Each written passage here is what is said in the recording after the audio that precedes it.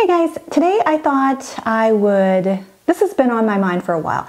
I got back from Japan a few weeks ago and I found a couple of new places to get pull-up dolls, and I realized that there are a couple of resources. In fact, there's a blog that I want to put in the description that I found where, a couple weeks before I left, I thought, I wonder if there's any kind of resource on where to buy pull-up dolls, groove dolls in Japan, because they're everywhere hiding. Anyway, so I'd found this fantastic blog, and between the stores I found on that and the ones I already knew about, I'm like, we should just share this knowledge so all of us can know. If you're ever in Japan, you should stop by and see the selection.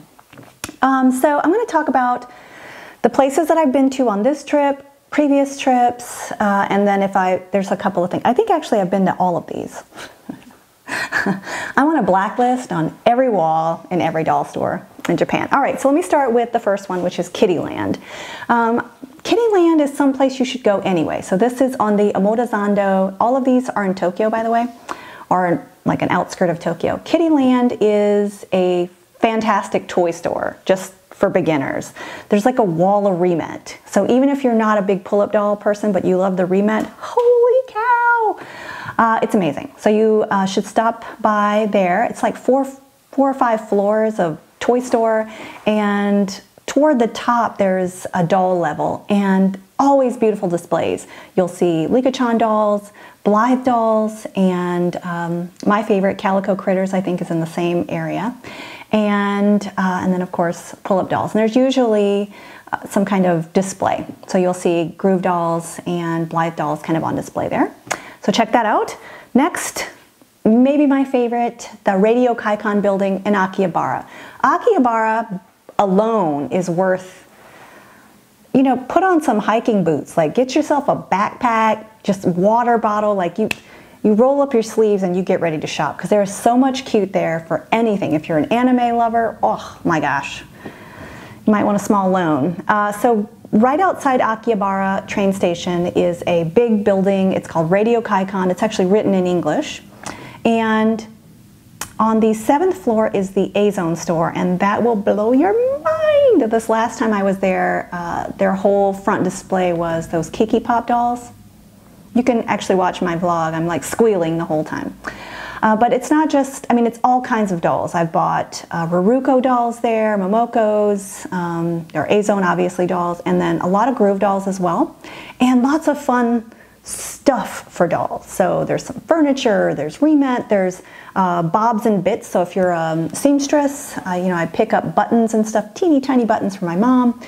It's so much fun. But the 7th floor, you got to work up to it, okay? So the Radio Kaikan building, you start on the 2nd floor. You walk around the whole floor, because there are stores in there where they're hiding fun stuff. So one of them, I think it's on the 3rd floor.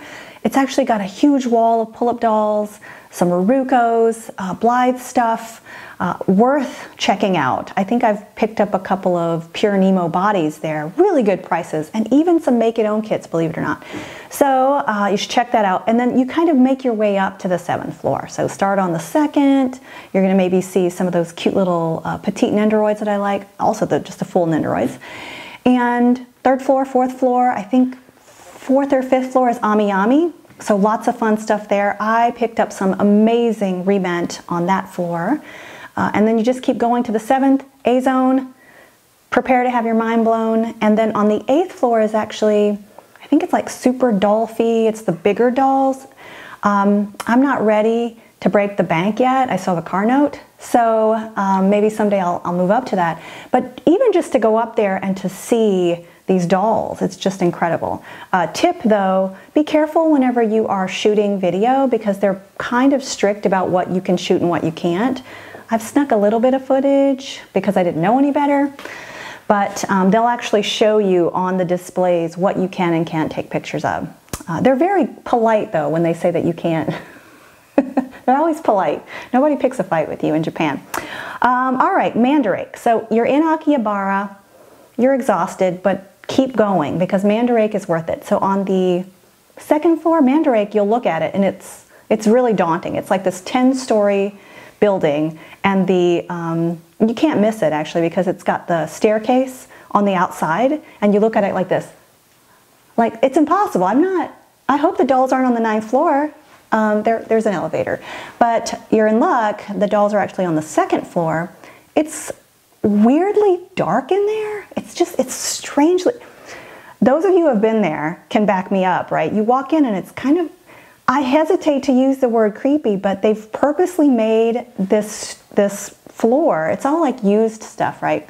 So you'll walk in and it's like almost set up like a haunted house. It's so dim. Like, I'd like to see the dolls in the light.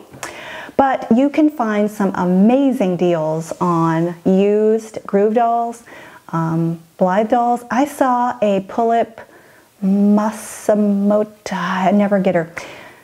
We'll come back to that. I saw a Pullips doll, she was like $60 US, new in box. You know, well, it looked new in box, it might have been used, but really good deals to be had. I think I saw a Raruko in there, it was nude for like $100. I'm like, what? It's an incredible price. So you should check that out as well.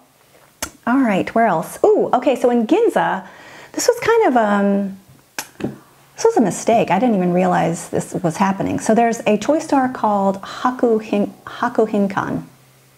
All my Japanese family members are like, oh my gosh, I wish you'd stop. Haku Hinkan Toy Park. It's a little tricky because the toy store itself is super overwhelming, it's super crammed, and you walk right inside. However, this is what's super sneaky, right? You go downstairs and that's where the dolls are. So there's actually a separate entrance, super secret entrance with the last time I was there was like a life-size Lika-chan doll. It's mostly a Lika shop, which is incredible, right? I mean, you never get to see that many Likas in one place. But there's a separate entrance. You go downstairs. It's beautiful. It's like this big pink heaven, doll heaven.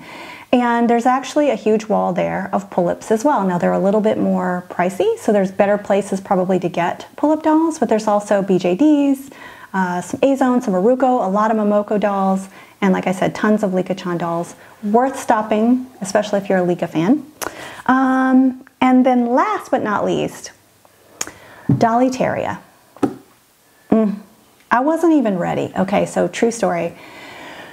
I didn't even get footage because I was so overwhelmed. This was the last day we were in Japan. All our luggage is in a locker because we're homeless, right? We're ready to go to the airport. I'm like, let's go try to find Dollyteria. It's in a suburb of Tokyo called Ikebukuro. I'm looking up Ikebukuro online. I'm like, oh, it's got like gangs and gang activity. What? It's actually, it felt super safe to us, but a little bit hard to find. Look for the Mr. Donut. You know, all of these dolls, it's like you have to know the secret entrance. This one you kind of do because it's not terribly obvious. There's a building, it's got Mr. Donut on the bottom level. The doll store, Dollyteria, is on 3 and 4, levels 3 and 4 of that building. Level 3 is kind of, it's a free-for-all for dolls. Lots of Pullips dolls. Blythe dolls, Rarukos, Momokos, A-Zone. Let me just try to explain. I took a little bit of footage. I wasn't ready, okay? You walk in and it is actually a very small shop. And you're like, okay, all right, that's cool. Oh, I see some little Pullips. Pretty decent prices, okay. And then you turn the corner and you see all of these boxes on their sides and you realize from floor to pretty much ceiling, they're all Pullips dolls. Most of them are older models, so the older releases, and they're marked used, so I'm sure they are, but you would never know it. So I pretty much grabbed every older release Pullips that I'd never seen in my life, and it looked like they were new in box. And some of them, I kid you not, were like $40 US. I had run out of luggage at this point, right? I was on my last, I had no more room, which is why I just got Pullips Prunella. But if you're ever in Japan, this is such a treat. You have to go for me. You have to go for me and for every other doll lover because it's incredible. It's incredible just to be able to see these dolls in person. I cannot believe I left Veritas. to this day, it's going to be like a life regret. I'm going to be on my deathbed. Be like, oh, do you have any last words? I'm like, I should have bought the original Veritas. All right, super dramatic. All right, and the last thing I wanted to mention was if you are in Shinjuku, Shibuya area, there is a shop called Junie Moon. The last I checked, it was in the Parco building. Also, kind of hard to keep your finger on because it used to have its own standalone store. But in the Parco building, Junie Moon is a Blythe shop, and first of all, the displays are just beautiful. These are very, very pricey dolls behind glass. But there's lots of stuff to buy there. So it's lots of outfits and wigs and shoes, and it's just fun to be around all these dolls. So if you're a Blythe fan, it's a must. I think that's all of the places. If I missed anything, ooh, please tell me, because the next time I go, I'm going to have probably a slightly better plan of attack. But I did have a blast, and if you have any suggestions or tips, I always want to hear them. We'll talk soon.